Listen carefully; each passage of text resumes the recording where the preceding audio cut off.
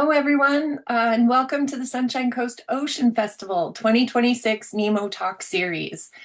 This is Talk 5 already, our final talk of the series, Marine Protection in the Sea of Glass with Eden Luymes of CPAWS-BC. I'm Suzanne Sanger, the Executive Director of the Sunshine Coast Conservation Association. I'm joining this call today from Chequelt in Gibsons at Ketsum House Sound in the ancestral and unceded territory of the Squamish Nation. The SCCA works to protect biodiversity across the Sunshine Coast Natural Resource District from Howe Sound to Hamatko in the territories of the Squamish, Shuswap, Tla'amin, Klahoose, and Homolko First Nations. Today's talk is about the Salish Sea, and the Salish Sea is home to over 60 nations and tribes. The Coast Salish people have lived in relationship with these waters since time immemorial. Their knowledge, governance, and stewardship practices are the foundation of any meaningful conversation about protecting this ocean. The SCCA are committed to supporting Indigenous leadership and conservation, and we are so deeply grateful to all of these communities for their ongoing care of this place. The Sunshine Coast Ocean Festival and these Nemo Talks are the result of a deep collaborative effort among our team. I particularly want to thank our SCCA campaigns coordinator, Hannah, who coordinated with our speakers to make this series such a success. And I really want to draw special attention to our partner, Rhizome Up Media, which is essentially Billy Carroll. Billy does our graphic design, the beautiful festival website, and she curates a remarkable film program with live and online screenings you just won't find elsewhere. As our Nemo Talks come to a close this week, I really want to encourage people to go to the website and check out some of the films. There are a lot of beautiful short films about the good work people are doing in the Salish Sea and beyond. It's really worth going and having a look at them. The festival is also made possible through the financial support of the District of Sechelt, who has been funding this project since 2014 when we hosted our first Oceans Day event. The Sunshine Coast Credit Union, Ocean Week Canada, and the Sitka Foundation all support. And we are really grateful too for funding from the BC Gaming branch and Canada Summer Jobs funding. All of our festival programming is free or by donation, so we are always grateful for donations, but we never want to have barriers to accessing our programs. The goal of the Sunshine Coast Ocean Festival is to learn, to inspire, and to connect people, projects, and knowledge to generate meaningful action for our oceans. This year's United Nations World Oceans Day theme invites us to reimagine beyond the world we know, a new relationship with our oceans. And I would add, a new relationship with each other. That reimagining is exactly what today's talk is about. If we are going to meet global conservation goals, protecting 30% of land and ocean by 2030, we need the tools, the science, and the partnerships to do it. Marine protected areas are one of the most powerful tools we have, and right here in the Salish Sea, we have something truly extraordinary worth protecting.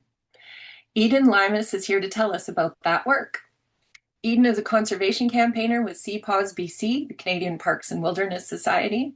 She grew up enamored with the mountains and beaches of this coast, spending much of her childhood exploring the tide pools and climbing mountains with her family. Eden holds an undergrad degrees from the Paris Institute of Political Studies and UBC, and an undergrad degree in political science from UBC. She has worked for BC Parks, the United Nations Environment Program, the Stanley Park Ecology Society, and the Thetis Island Nature Conservancy. In her spare time, Eden loves mountaineering, singing karaoke, and scanning the Salish Sea for orcas. Today, she will talk to us about marine protected areas as a conservation tool and that can create protected ecosystems and species and support reconciliation and Indigenous sovereignty. So Eden, thank you so much for joining us, and we'll hand it over to you. Awesome. As soon as you handed over to me, a big truck started idling outside my window, so apologies if the sound isn't so great. Hopefully they will mosey on. I'm just going to share my screen real quick, and then if someone can confirm that they can see what they should be seeing. Okay, amazing. Thank you for the wonderful welcome, Suzanne, and all the folks on your team. It's been so wonderful partnering with you on this talk, and I'm super excited to get into it. And thank you for the really wonderful land acknowledgement, and you're welcome as well. Um, so hello everyone. Thanks for taking the time out of your busy days to learn about glass sponge reefs and marine protection with me, and maybe your time away from soccer, as we mentioned. I'm so excited to talk about the incredible glass sponge reefs that call our waters home and some of the tools that we have for protecting these very rare and very fragile ecosystems. Um, Before we begin, I just wanted to add a land acknowledgement from my perspective. I'm calling in from the unceded traditional and ancestral territories of the Musqueam, Squamish, and Tsleil-Waututh nations in what is colonially known as Vancouver.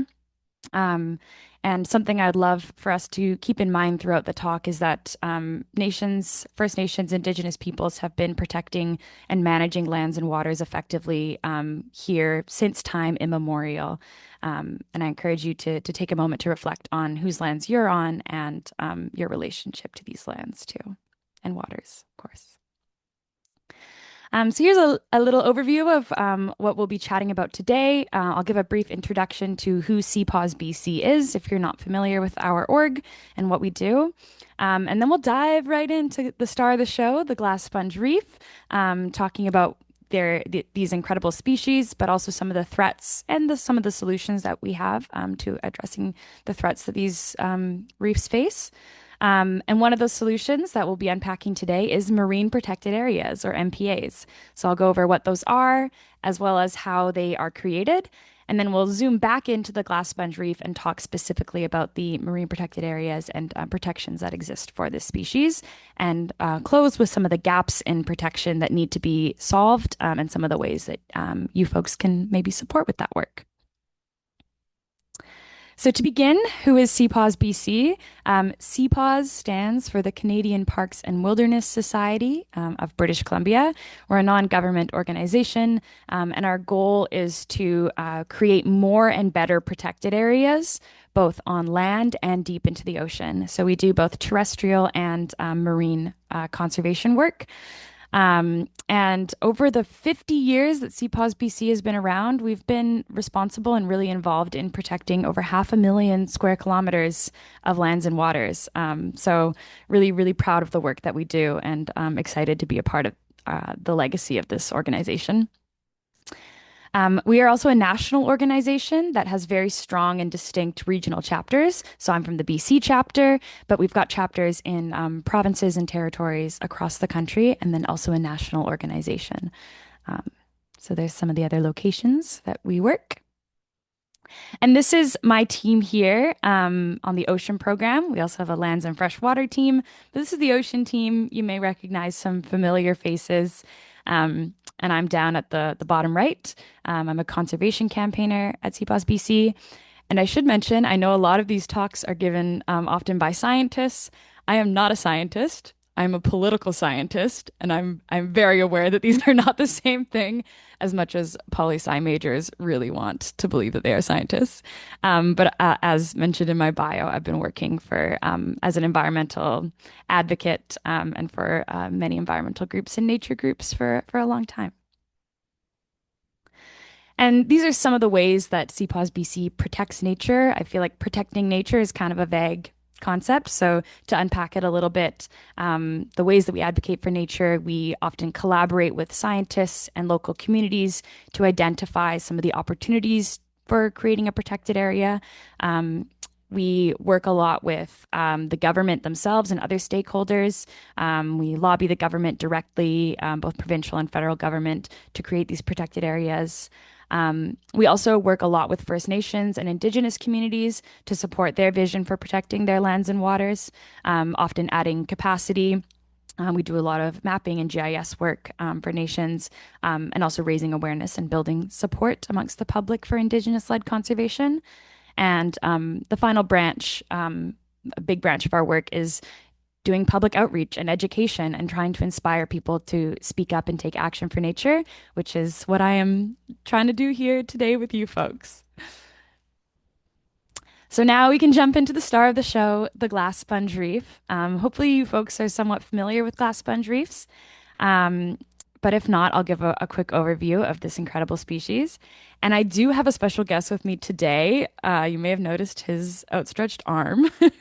This is Mr. Stinky. He is the skeleton of a glass sponge reef that we acquired back in 2013. And he has been a big advocate throughout our campaigns to create the marine protected areas that exist and some of the protections that do exist for glass sponge reefs.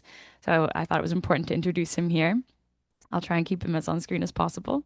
Um, but yes, glass sponge reefs are incredible. They have these skeletons, like you can see here, that they make out of silica. So essentially, they are made of glass. And then the sponge or the animal lives within and around this skeleton. Um, and they can build on top of these large skeletal reefs to the point that they create massive reefs that cover kilometers of the ocean floor and can be up to 6 stories tall. So this actually becomes a very strong structure. They build kind of a lattice scaffold structure that they live in. And glass sponge reefs are some of the oldest animals on Earth. They truly are prehistoric. So there are large glass sponge reef fossilized cliffs that run in what is now modern day Poland all the way to Portugal. So all across Central Europe that used to exist in the Paleotethys Ocean, which you can see here, where Central Europe is now. Back when Pangaea was still, we had the supercontinent of Pangaea, so truly ancient. And these reefs predate fish, they predate dinosaurs, and we think that they are around 570 million years old, so truly ancient. But about 40 million years ago, we thought that this species went extinct. They were kind of missing from the fossil record, and we didn't know of any living examples of glass sponge reefs. And that is until, of course, 1987, the year that living reefs were discovered in Canadian waters, in the Hecate Strait, which is the body of water between Haida Gwaii and the mainland. And the scientists who discovered these reefs said it was like seeing living dinosaurs walking the earth. It was so incredible. And those individuals that were found in the Hecate Strait, the individuals themselves are about 9,000 years old. So not only are these species ancient, they also are very long-lived.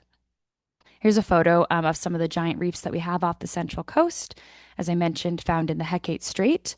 And these ones are quite deep down, over 200 meters deep in the ocean.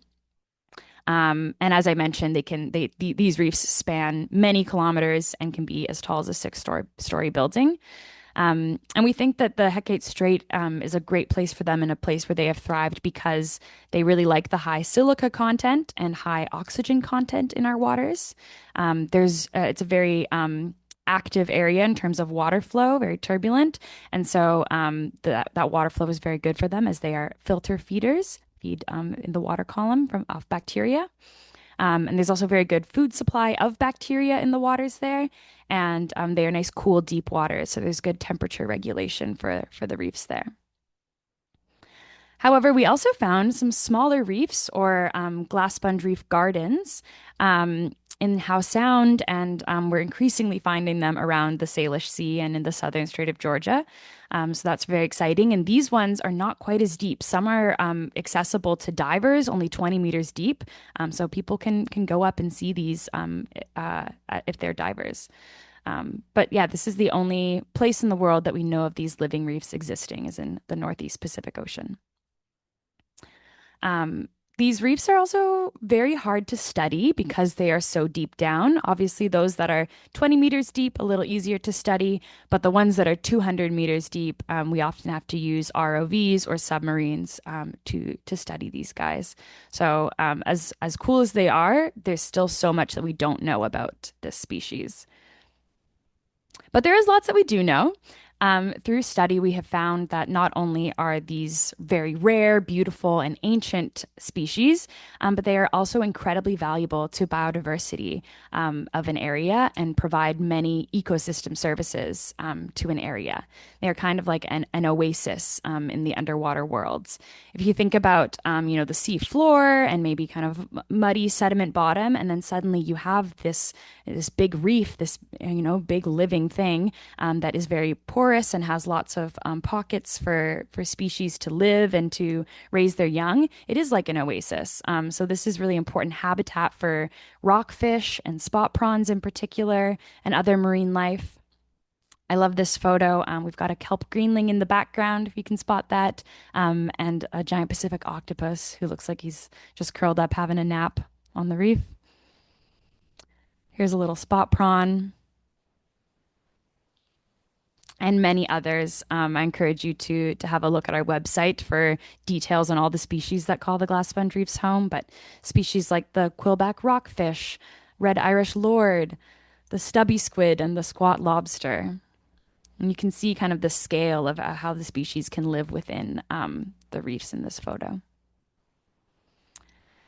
So here are some of the ways that they additionally support biodiversity beyond just being habitat. As I mentioned, these guys are filter feeders. So they have a very porous frame and water flows through and the animal, the sponge, can filter out bacteria and in that process feed and also clean the ocean as a filter feeder. They also store carbon for a very, very long time as these reefs are ancient, so good for climate regulation. And as they are animals, they urinate and they poo, so they fertilize the ocean through their feeding process, releasing nitrogen back into the ocean as well. So as I mentioned, we are still studying these reefs, but there is lots of new science coming out about them. One newer study shows that sediment that is stirred up to as much as 6 kilometers away from the reefs can actually prevent them from feeding. So as they're filter feeders, when they sense there's sediment in the water column, they don't want to be taking in that sediment, and so they will stop feeding. And it's been found that they actually can send a signal to other individuals, other reefs and populations to tell them to stop feeding as well. So if there's a lot of sediment being stirred up by industrial activity or fishing, that can cause the reefs to stop feeding and even cause starvation at times. Another challenge for these guys is ocean acidification and warming. This has been found to reduce their pumping and feeding ability and capacity, and also weakens their structure, their skeletons. But by far, the biggest threat to the glass sponge reef is being physically crushed. As the name suggests, they're very fragile, and they can be destroyed, particularly by fishing gear. So we find that bottom trawling and prawn trapping and other kinds of bottom contact fishing destroy these reefs. So you can see in this photo a destroyed reef that, was ruined by bottom contact fishing. So at CPAWS, and I hope you'll agree, we really see that we need to protect these rare, incredible species and ecosystems, which is what we've been advocating for decades now. And so I'm going to now transition into talking a little bit more about some of the tools that we have to protect areas, including glass sponge reef areas. And one of those tools is an MPA, or a marine protected area. So we're going to shift gears and zoom out and talk about marine protected areas. So this is our coast of British Columbia. It extends over 30,000 kilometers, which, is about one or 3/4 of the entire circumference of the Earth if it was stretched out. So we have an amazing, huge, diverse coastline that provides so much for us as individuals and for human communities. The ocean helps with climate regulation, community well-being. Our economies are intrinsically tied to the health of the ocean. The air we breathe the oxygen is produced predominantly by the ocean. So really important to all of our thriving. But at the same time, as I'm sure you know, the ocean faces a lot of threats: pollution, coastal development, climate change. There are many, many issues that we have. And one tool that we have to address some of these issues, as I mentioned, are marine protected areas. Um, I should note that the idea of protecting marine areas is absolutely not new. For millennia, coastal First Nations and Indigenous groups have set aside marine areas that have special management in order to protect ocean life and protect sources of food. But we need to really return to that idea and increase the areas that we are protecting. As Suzanne mentioned, scientists say that at least 30% of our ocean needs to be strongly protected in order to restore ocean health by 2050. So with MPAs, they are very different and diverse. There is no one size fits all for what a marine protected area looks like. They can be large, they can be very small. The activities that are allowed within an MPA vary depending on the goals, the conservation goals, the species that need to be protected, etc. And we found that MPAs can really supercharge conservation benefits when they are clustered together. So rather than just having an individual site, if we have many MPAs clustered in an area, that can be very effective. And MPAs are really only truly effective when they are strongly protected, well managed, financed and funded long term, and meaningfully enforced. So there are several studies, I'll just reference two really briefly here, that show how valuable MPAs can be to biodiversity. These are both examples from California, where they have had MPAs much longer than we have on our coast. They've been able to see some of these and scientifically prove some of the benefits of MPAs. But in both of these studies, essentially in the MPA, we saw increases in fish abundance, in fish biomass, as well as in lobster abundance. And then not only within the MPA were these populations benefited, but our scientists have seen that there is what we call the spillover effect. So when one area is protected, because the populations, the fish abundance goes up so much, in the surrounding areas that aren't protected, those conservation benefits are still seen, and we see increases in fish abundance outside and around the MPA. So this is an example of how marine protection can actually benefit fisheries and benefit local industry by helping fisheries recover and then allowing us to sustainably use that resource once it's recovered and spilled over outside of the MPA. So great. MPAs are effective at times and can be a very valuable tool, but how are they made? So welcome now to MPAs 102. So here's a map of the MPAs that currently exist across Canada. We're at about 15.5% marine protection of that 30% goal. But I should note that while this looks like a lot of area, this is just simply looking at the space that MPAs cover. It doesn't evaluate how well these MPAs are actually doing at protecting specific areas, how well they are enforced and monitored, and how effective they are. And then here is a map of the British Columbia coast and the MPAs that we've got there. And we've just got it broken down. Different jurisdictions can create marine protected areas. So we've got most of the protection here is federal. There's some provincially protected areas. And then the gray there are proposed marine protected areas and areas that CPAWS and other partners and First Nations are advocating for protecting. As I alluded to earlier, though, we should note that just because an area is protected legally on paper, it does not mean it is meaningfully protected on the ground. So MPAs need strong enforcement, as I mentioned, strong protection measures that are tailored to the ecosystem and community needs. They need to be well funded long into the future, and they need to be regularly monitored to make sure that these benefits are being seen. And, when we find that MPAs need to be adjusted, that science should inform adjustments to those protections. And so this is a report. It's a little dated now, but it's from 2021, where CPAWS surveyed MPAs in Canada and found actually that you'll see the majority of existing MPAs were pretty weak in terms of their conservation impact because they didn't necessarily have maybe strong enforcement or strong enough protections or funding. So I really encourage you to check out this report if you want to learn more. And here's another breakdown of the different jurisdictions that can create marine protected areas. So again, mostly federal. We have kind of capital MPAs, which are created by DFO or Ocean Act MPAs. Um, and then Parks Canada can create national marine conservation areas. And then there's also provincial tools and Indigenous-led tools for protecting both lands and waters, which we call IPCAs or Indigenous Protected and Conserved Areas. So for an area to be considered a marine protected area, there is a bare minimum of protection standards. And truly, this is a bare minimum. But as of 2019, this is the bare minimum for MPAs. There can be no dumping of waste from ships in an MPA, no bottom trawl fishing, no oil and gas extraction, and no seabed mining. But stronger standards are needed not only for MPAs, but also for other protected areas in order to ensure that protection is effective.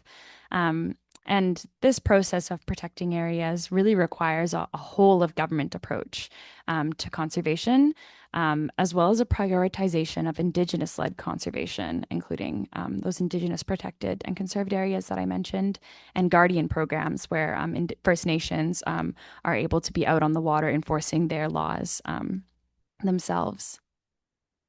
So I did want to briefly touch on Indigenous-led conservation as well. So as I mentioned earlier, Indigenous peoples have been stewarding these lands and waters since time immemorial. And so that's a lot of time to be building relationship and learning about these waters and how best to protect them. It's a lot of collection time, a lot of data, or as we call it, traditional knowledge that is built up over time. And so First Nations have an excellent track record of stewarding these resources and also a really deep vested stake in ocean health and in good resource management to ensure that future generations can thrive off of these resources that they have thrived off for thousands of years. And so for all those reasons, Indigenous groups and First Nations should be the leaders in conservation, and we should be following their lead and that time-tested knowledge. So IPCAs or Indigenous Protected and Conserved Areas are one of the tools that nations have to protect both their lands and waters. And IPCAs, like MPAs, are not a one-size-fits-all and differ based on the wants and needs of the First Nations and their priorities, their stewardship and conservation priorities. And there's no formal legal recognition that exists within the Crown government right now, but I should mention that these IPCAs are still law. They are still they're based in Indigenous law, which predates colonial law. So also a very strong legal foundation for these protective tools as well. And I've got a shameless plug and a great example as well of a newly created, and newly as of a few weeks ago, marine protected area. So this is in the Central Coast. You can see on the map here, kind of stretches up and goes deep into the inlets in the Central Coast of BC. And this is a joint national marine conservation area created by Parks Canada and Indigenous Protected and Conserved Area that was created by 6 coastal First Nations. And its name translates to Realm of the Salmon, Home of the Salmon, which is such a beautiful name. And I think also really alludes to the, connectiveness of both protecting land and water. I think often when our jurisdictional minds separate those two, but the salmon are really such a species that connect our oceans and our lands and our streams. So this is a really cool protected area because it was jointly designated by Parks Canada and then also protected by the nations. So IPCA and an MPA overlaid. So now that you've learned large scale about MPAs in Canada, how they're created, what they are, some examples. We're going to jump back into glass sponge reefs. So in 2017, some new MPAs were created to protect the glass sponge reefs that we found in the Hecate Strait. So you can see some of those big reefs highlighted here. And that's what they look like on a map. But I wanted to jump into a bit of the anatomy of the MPA itself. So in these marine protected areas, we have a core protection zone. That's kind of this like more vivid blue color right above the image of the reef. In that core protection zone, it's the most restrictive on what activities can happen. There is no bottom contact fishing allowed. But then up above the water column, up above the Glass Sponge Reef, is an adaptive zone. And then on the sides of the reef, you'll see there too is another adaptive zone. So we've got a vertical adaptive zone and then those horizontal adaptive zones where there are some other activities allowed. And we can get into the details of what those activities are, but I'll leave it there for now. But if folks have questions, let me know. So that's kind of the anatomy, showing the nuance of an MPA and how it is tailored to the specific conservation goals and species that exist. And these marine protected areas are going to be a part of a network of MPAs. I mentioned earlier the power of networks of marine protected areas to supercharge conservation benefits. And we're trying to create that network through a patchwork of protections that will be helped by that spillover effect that I discussed earlier. And that will be, as you can see on the map, up the Central Coast and around Haida Gwaii. And we're calling this the Great Bear Sea MPAN or MPA network. Because Northern Shelf bioregion is a mouthful. So Great Bear Sea. And it corresponds nicely to the Great Bear Rainforest that is a terrestrially protected area on land neighboring it. So there are other glass sponge reefs. We don't want to just focus on the Hecate Strait ones. There are some that are right off the coast of the Sunshine Coast, and many up in Howe Sound and around the Salish Sea. Not all of these are marine protected areas that are created by DFO in the same capacity that the Hecate Strait ones are. A lot of these are essentially fishing closures, which are not as permanent or necessarily as robust as the MPAs. Here's a photo of some that are in the Strait of Georgia, taken by the Marine Life Sanctuary Society, who has done a lot of work to advocate for and protect the glass sponge reefs in Howe Sound and the Salish Sea. And one thing that we noticed is that even when these places are protected, that doesn't mean that these reefs are not getting destroyed by bottom contact fishing. We still see a lot of illegal fishing that is happening in these areas. And a couple years ago, we noticed that among lots of local recreational prawners, people were still dropping prawn traps on the glass sponges. And we noticed that English was not necessarily a first language of a lot of the rec prawners. And so one of the projects that CPAWS undertook is to translate some of the information about these newly created closures into Cantonese and Mandarin, because we found that a lot of rec fishers, that was their first language. And then we shared this information in communities and posted them at local marinas. So just an example that protection isn't enough. We need effective education as well. But yes, illegal fishing does still happen. And while some individuals and companies are prosecuted, there's a lot that doesn't get caught. And there is need for greater education and enforcement. Another gap in protection is around the buffer zones around glass sponge reefs. So I mentioned earlier in the new science section that a lot of these reefs, when sediment is stirred up, can stop feeding. And recent studies have shown that as far as 6 kilometers away, they will stop feeding. So one thing that CPAWS is calling for is to update the existing marine protected areas and increase those adaptive management zones or those buffer zones to make sure that bottom contact fishing and bottom trawling and other activities that disturb sediment cannot happen within a 6-kilometer buffer. Yeah, and as I mentioned, poor monitoring enforcement really impacts the glass sponge reefs in and around Howe Sound. And those protections are not permanent. So the regional director general can quickly establish these closures, these marine refuges, which is a very nimble tool, but that means that those orders can be pretty quickly reversed or withdrawn as well. And then finally, there are some reefs that are just not protected at all, full stop. There are some reefs near Chatham Sound, outside of Prince Rupert. as well as some near Malcolm Island, up near Port McNeill. And both of these reefs, as based on recent information we have found, have been almost nearly entirely destroyed, 90% destroyed by bottom trawling.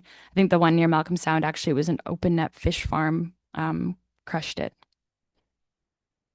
So ultimately, marine protected areas are a great place to start. They're an excellent tool for protecting the ocean, but they need to be strengthened and updated with new science. They need to be well funded and monitored and enforced so that they are not just these paper parks, and so that these ancient species can continue living on. And yeah, it's just so cool that we have an element of a prehistoric ocean off of our coast here, just like out my window, we have these ancient beings. And so we really need to protect them so that they can thrive long into the future.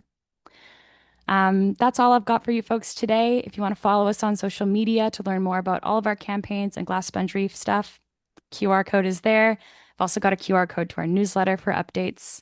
And then if you want to learn more about glass sponge reefs, we've got a website with some great facts that digs more into the science. And you can also reach out directly to myself. Thank you so much for listening, folks. Sorry if I ran a little over time.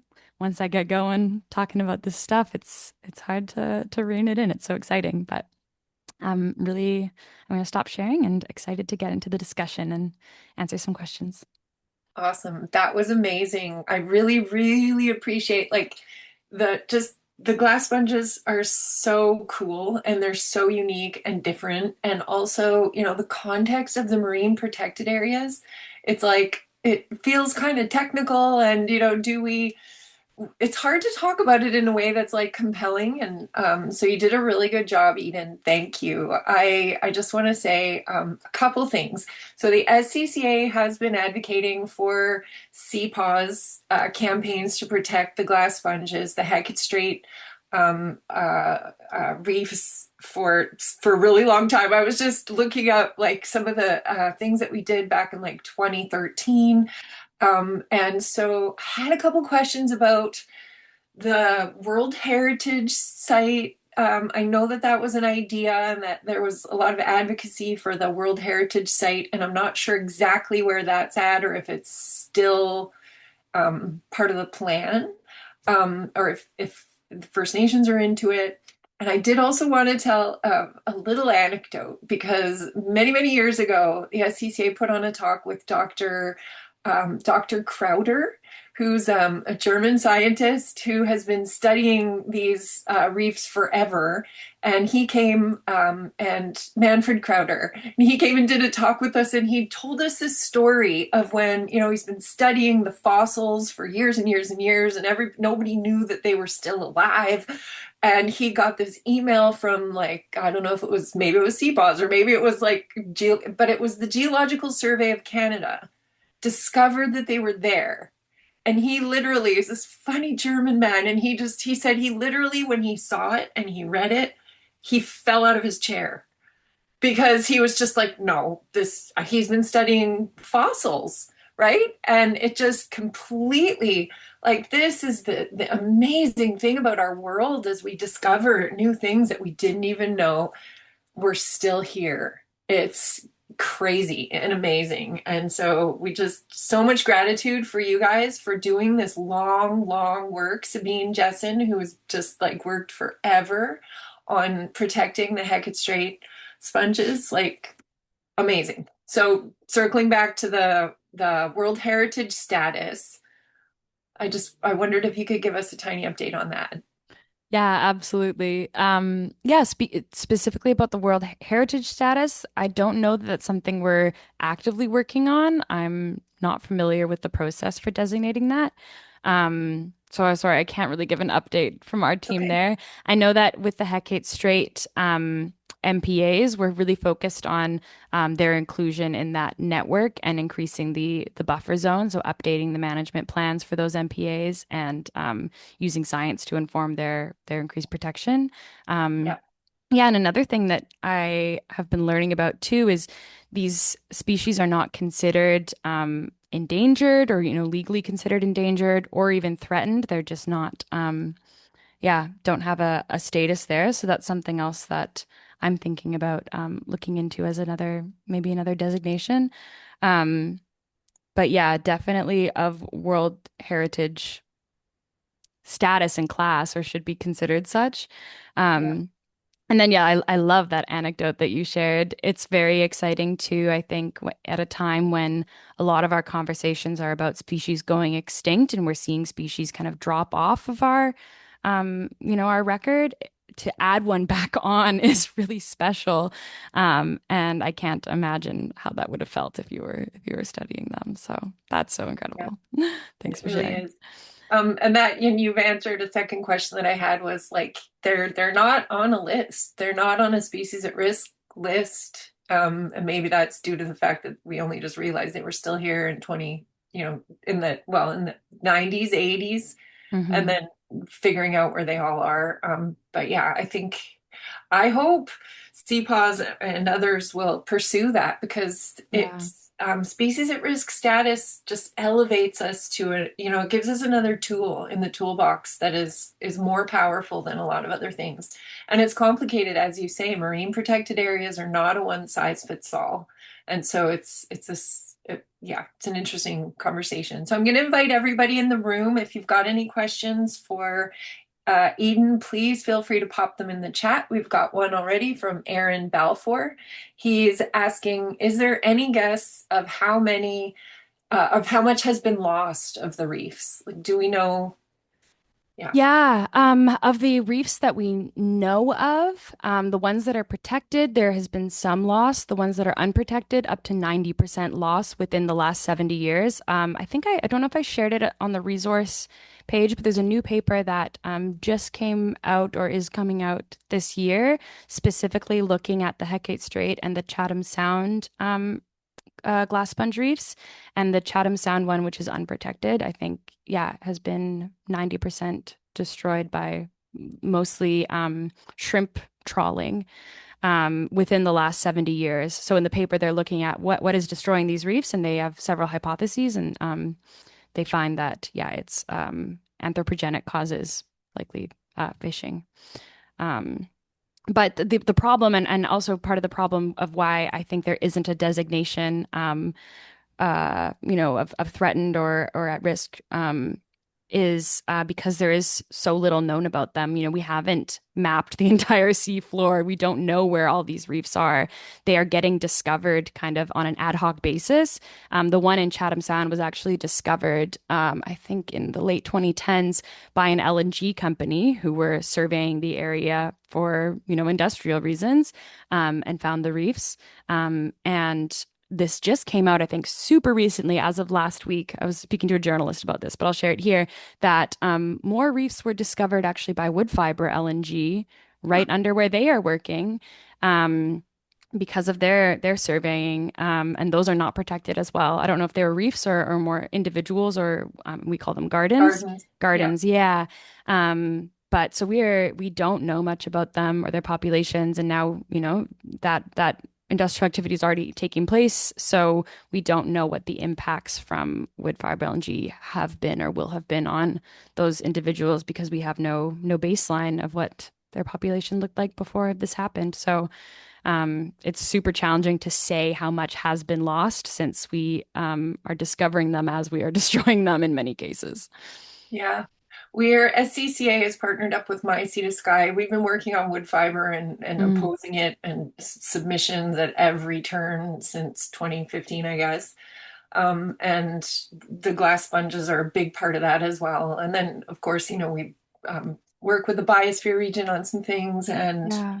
I was really involved in that for a long time. And it is shocking, to see there's just no mechanism really to take care of these as the industrial projects come up. And we've got a question about Howe Sound. And before we get to that, just because we're on wood fiber, I'm curious about the tanker wakes.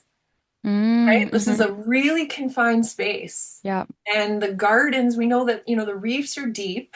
It's a really deep a fjord, but the gardens along the edges aren't. And so we really don't have, I don't think we have enough information or enough, analysis on the impact of wake on these fragile, fragile ecosystems. Do you have, does CPAWS have new information on that or any? No. No, yeah. Again, it's just there's not a lot of research that has happened. And I think, addressing this question on the log sorts too, I can't say for sure. I don't know if there's been a study done on the impact of log sorts to the, um, I would say that the reefs that are deeper down, probably not as impacted. But yeah, again, some of those reefs that are, 20 meters deep could be impacted. But Yeah. I can't say with scientific backing, whether we know that or Yeah. not. Yeah, it's challenging. I mean, it's just at this crux of learning and losing at the same Yeah. time. It's just so holy cow. So let me see here. We had a couple of questions that we wanted to ask. So what makes a strong MPA versus a weak MPA? Yes, yeah. I touched on this quite a bit in my presentation already, but a lot of, as we outlined in that 2021 monitor report, a lot of the MPAs that we have are considered pretty weak. Yeah, They don't have maybe the funding, so funding and long-term funding is really important to make sure that those MPAs can be effectively monitored, that there are people who can be on the water enforcing some of these regulations, making sure that that illegal fishing isn't happening. That's super important. And then there also needs to be education and sharing of information with communities that are impacted by these protections. I shared that example of, just simply translating some of this information into other languages, but that is kind of the bare minimum of making sure the public is aware of some of these closures and these species. So yeah, long-term funding, science informed and regularly updated management plans. A lot of these MPAs have management plans that were created and haven't been revisited for a really long time. And when you have new science consistently coming out about these species, we need to be updating those management plans accordingly. A great example is that 6 kilometer buffer zone. That's a paper that research came out after the MPA was created, and so the management plan should be updated with new science. So we need to make sure that that is happening to strengthen these places. Um, yeah, so those are a couple ways that we can hopefully concretely strengthen our protections. And then the reefs, I mentioned this in the presentation as well, but that are only covered by fishing closures. We need permanent protection that cannot be as easily dismantled as those closures or marine refuges can be. yeah, Um, yeah. yeah. Always need stronger levers. Yeah, it's so one of the questions is about impact from your education and outreach activities. So, you talked about translating into other languages, so people who weren't necessarily getting the information are now getting it. Are you seeing results from that? Yeah, I don't know if I can say we haven't done a study to show that legal fishing has gone down since we've been trying to talk to folks more about glass sponge reefs. I would hope that that is the case. We've been doing a lot of outreach with spot prawners, so going to the spot prawn festival, for example, and talking to folks. We just created a little magnet that people can put on their boats that has a QR code to the closures and the rules. Oh, Um, yeah, it's really exciting. We just made that guy. I think I've got one on my fridge. Oh, I can pull it out later. Um, but another challenge too is that a lot of the software that folks use, like Navionics for navigating and where closures are, yeah. if people haven't updated their app recently, they don't have the most recent closures on there. And so that's a challenge too. If people are trusting this technology to show them where they can and can't fish, and these closures aren't necessarily even showing up on there, that is another big barrier and something that we're thinking about. How do we make sure that this is across, the software that people are using when they're fishing? Well, and we really want to help with that. This is always a question. One of our folks who comes to a lot of our talks, Leanne, she's a sailor, and she always asks that, because this is that simple thing of if you've got it in your software and it shows them, but she wasn't experiencing that. One of our other speakers said, "Oh no, it's in the software," but it's literally as simple as update your software. Yeah. Yeah, good. I mean, that's It's a That's one frustrating to one. know, right? Yeah. Like, let's have a campaign out there that is just like every 2 months, every month, whatever it takes, like update your Yes. software to make sure that stuff's in there. And then identifying, which app are you using? Is it Navionics? Is it something else? We'll put that into the resources on the page on the website. When people come and look at this, they can then go and click it and update. Yeah. Yeah. So Denise is asking, can you describe the submarine equipment that you use to look at the reefs? Who owns them? Who can do research underwater for environmental protection? Yeah, so I actually don't know which ones we used in 2013. We do not regularly go down and look at the reefs. I wish that would be so cool to get on the submarine. In that photo I shared, that's Sabina, who you mentioned, Suzanne, who founded our ocean program in the submarine. I believe that was a DFO-led journey down there. We do not own the submarines. I'm not sure who do. Um, I'll look into that, and maybe I can share some more resources. There's amazing footage from those dives that we have on our website, and I think yeah, it's all publicly available. So definitely check that out if you want to get like a kind of sweeping view of the size of the reefs. Um, and then who could do underwater research for environmental protection? You need to apply for a special permit to do that in these closure zones and in the MPA. That's DFO that makes that decision of whether researchers can get down there. So yeah. But sorry, I don't have super precise info on the submarine equipment itself. No, A it's lot of like the research is done with ROVs now. The submarine, actually heading down there is super expensive. So it's a lot of robotics. Yeah. I remember that campaign, and I remember thinking, oh wow, wouldn't it be so cool to get a seat on the sub?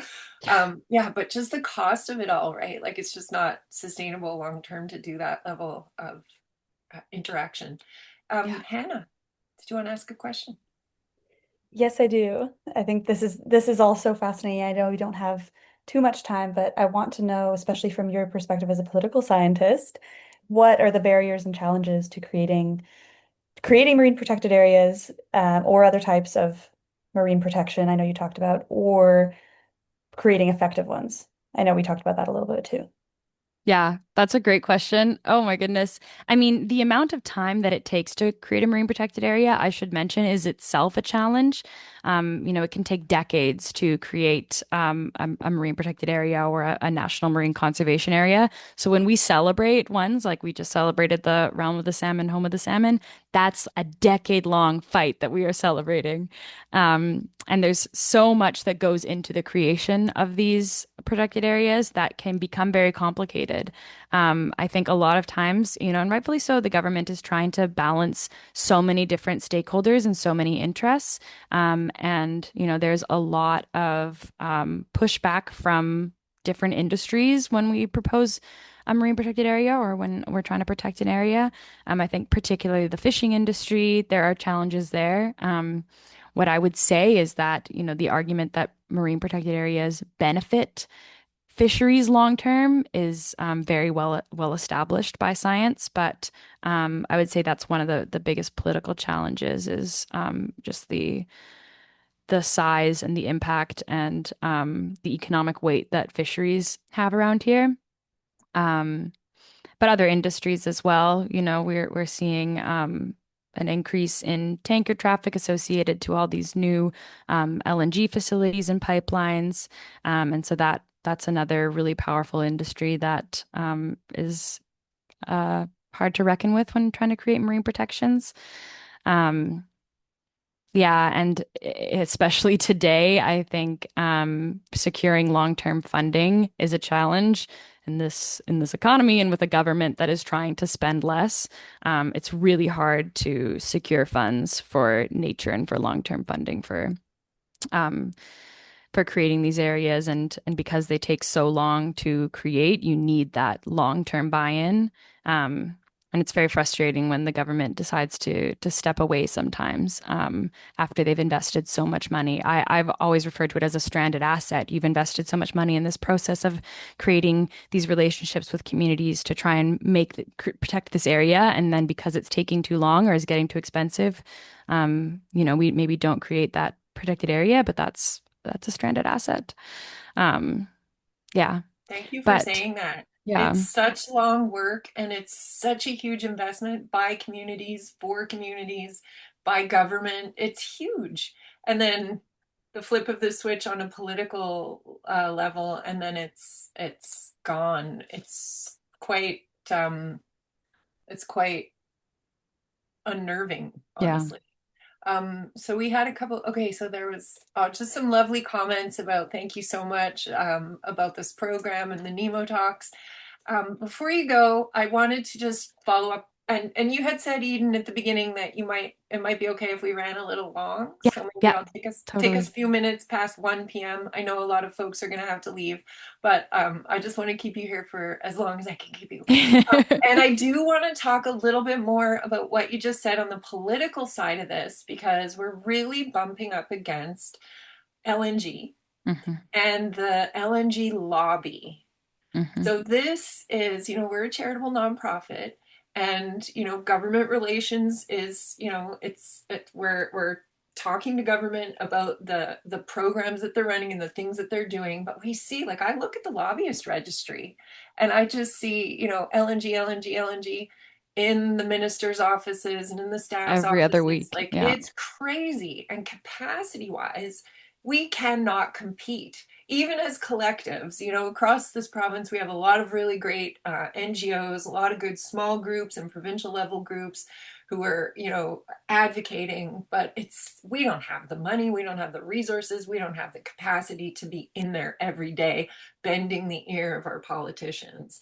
And so, I think this is a really important aspect of the conversation about marine protected areas and weaving it all together holistically. This project is meant to showcase the good work that groups are doing, that First Nations are doing, that NGOs are doing, small, medium, large, and to really bring us together to support each other.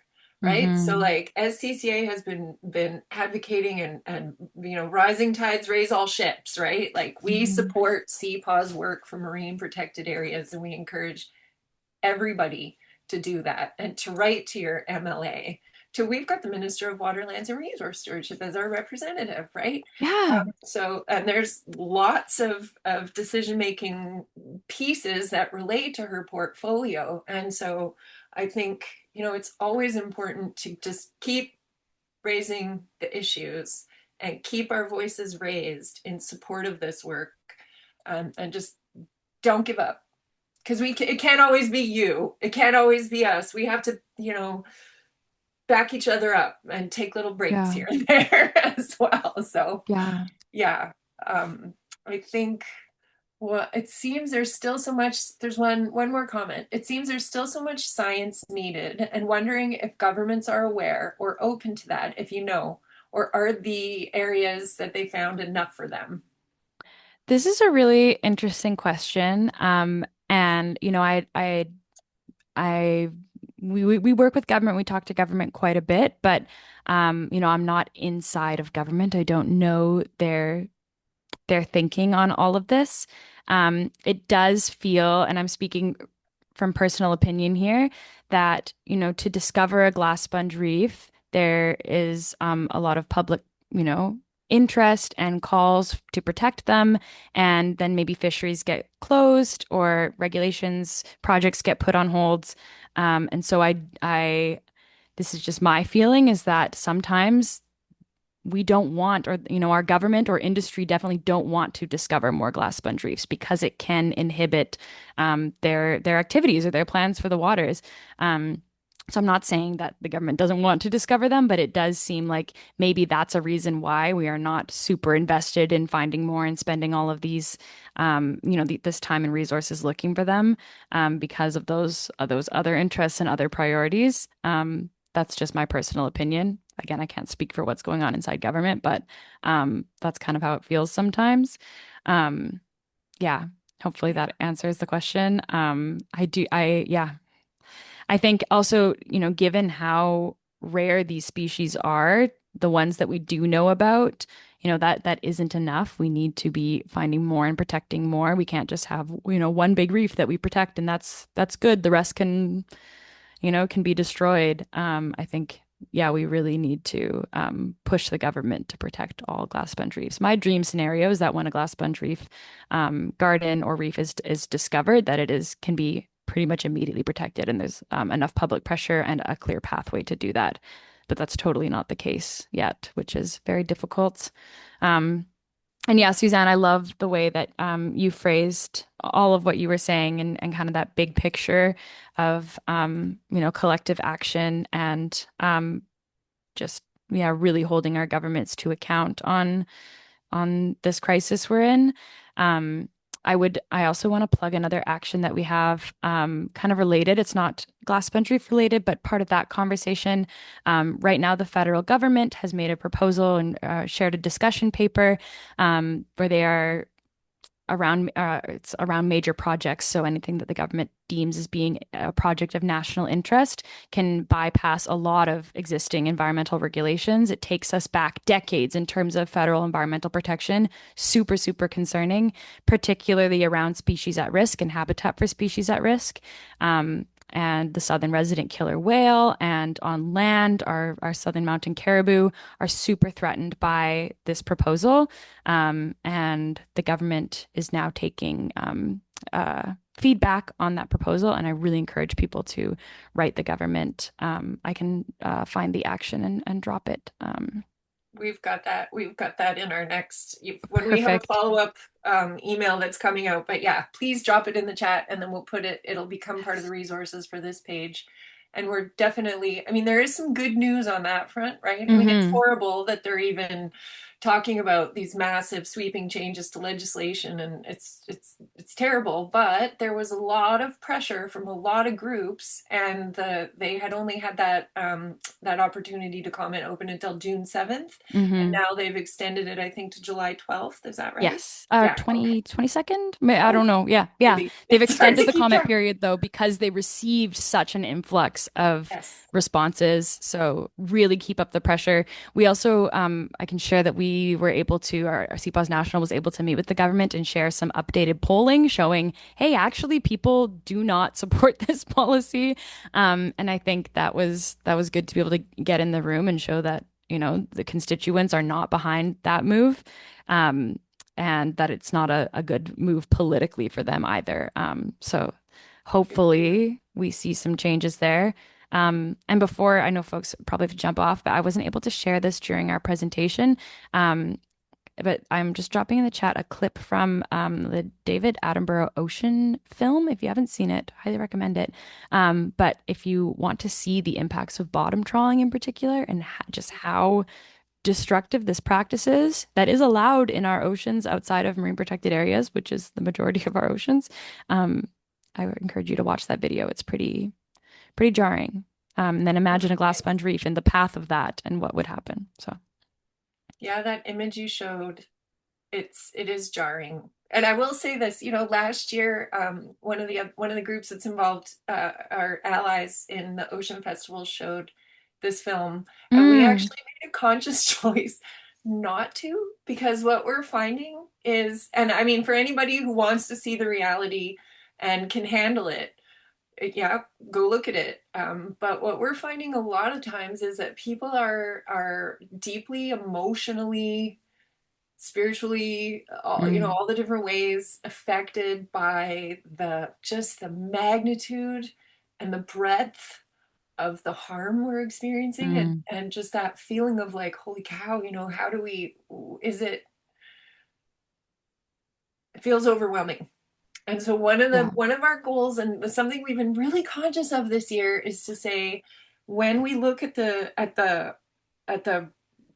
truth, at the reality of what we're facing, we also need the antidote. We need the Mm-hmm. solutions. We need each other, and we need to be able to act, because like community is immunity.